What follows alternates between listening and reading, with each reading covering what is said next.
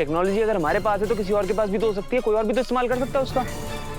जो कोई भी है जानबूझकर मासा की भावनाओं के साथ खेल रहा है, जानबूझकर उनकी उम्मीदें बढ़ा रहा है, सिर्फ उन्हें पूरी तरह तोड़ सके। लेकिन ऐसा कौन कर सकता है और क्यों करेगा कोई ऐसा? सबसे ज्यादा चौंकाने वाली बात तो यह है कि उसको हमारे घर के बारे में एक एक बात अच्छे से पता है। यहाँ तक कि उनका बात करने का तरीका, पापा और मासा के बीच में क्या बातें होती हैं, सब जानता है वो। इसका मतलब वो जो कोई भी है कहीं परिवार का करीबी तो ना है?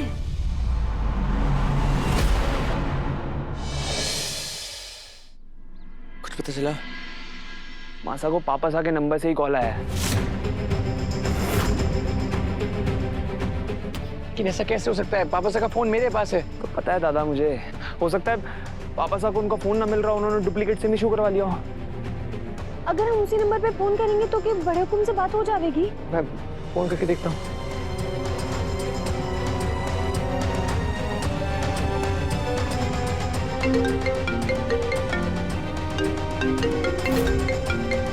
पापा के नंबर पे कॉल कर रहा हूँ तो ये फोन रिंग हो रहा है। मैं एक काम करता हूँ, टेलीकॉम कंपनी की हेल्पलाइन से बात करता हूँ। हाँ। हेलो, मुझे अपने पापा के नंबर के बारे में इंक्वायरी करनी है। हाँ, वो आपकी कंपनी का सिम यूज करते हैं।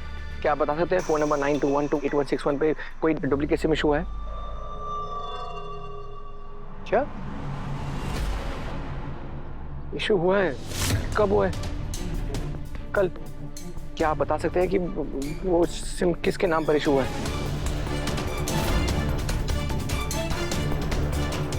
आप श्योर हैं कि वो डुप्लीकेट सिम प्रभात सिंह चौहान ने इशू करवाया है?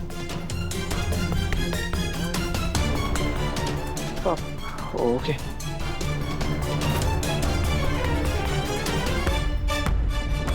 अगर सच में पापा साहब ने सिम इशू करवाया होता तो हमें से किसी न किसी को फोन जरूर करते। जरूर किसी की सोची समझी चाल है। तो कोई पापा साहब की वॉइस को कैसे कॉपी करेगा? शायद वैसे ही जैसे कंप्यूटर का इस्तेमाल करके अपने बड़े हुकुम और देवी हुकुम की बात करवाई थी। एग्जैक्टली दादा, टेक्नोलॉजी अगर हमारे पास है तो किसी और के पास भी तो हो सकती है, कोई और भी तो इस्तेमाल कर सकता है उसका। जो कोई भी है जानबूझकर मासा की भावनाओं के साथ खेल रहा है, जानबूझकर उनकी उम्मीदें बढ़ा रहा है, सिर्फ उन्हें पूरी तरह तोड़ सके। लेकिन ऐसा कौन कर सकता है और क्यों करेगा कोई ऐसा? सबसे ज्यादा चौंकाने वाली बात तो यह है कि उसको हमारे घर के बारे में एक एक बात अच्छे से पता है। यहाँ तक कि उनका बात करने का तरीका, पापा और मासा के बीच में क्या बातें होती हैं, सब जानता है वो। इसका मतलब वो जो कोई भी है कहीं परिवार का करीबी तो ना है? कोई पापा साहब की आवाज में मासा को कॉल कर रहा है और इस बात की खबर मुझे आपको देनी पड़ रही है। ना तो आप अब तक पापा साहब को ढूंढ पाए हैं और ना ही आपको ये पता है कि किसी ने पापा साहब के नंबर का डुप्लीकेट सिम बनवा लिया है। सॉरी देवांशी, हम अभी पता करवाते हैं। मुझे उस नकली कॉलर की पूरी इन्फॉर्मेशन चाहिए। अगर रत्ती भर भी चांस है कि पापा साहब है तो मुझे उन तक पहुंचना है। ठीक है, सिम की लोकेशन ट्रेस कीजिए। ओके।